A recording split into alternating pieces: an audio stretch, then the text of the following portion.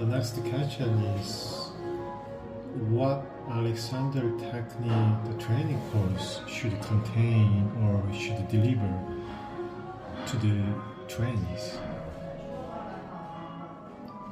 From your own experience of being in the training course and also teaching in the training course for 4 years. Well, if we start at the end, what we want at the end of the training course is people who feel confident to teach and who are competent to teach. And that requires that they understand really well how to work on themselves. So easily the first third of a training course should be about how to work on yourself and understanding what's involved.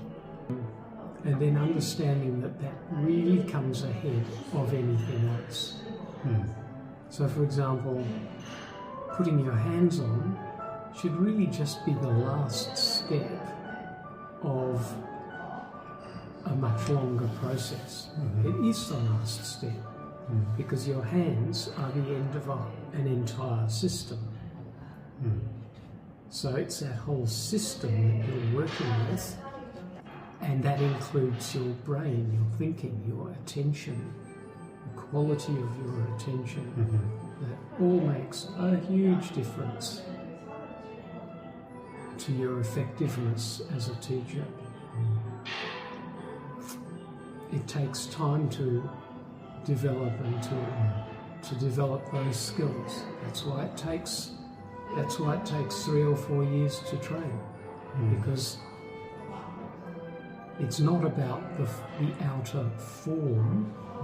Put your hands here and put your hand there, but what's all the unseen stuff? It's not based on the form. There's a lot of deep content behind that form. That's what takes time. And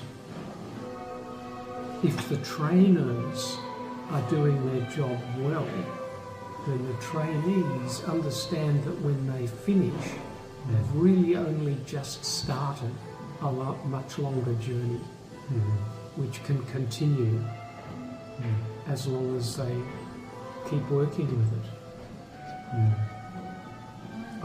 I've learned so much in the last few years, and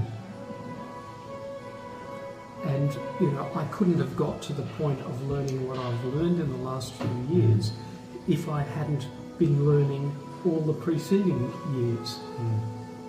So you just keep going from wherever it is you reach.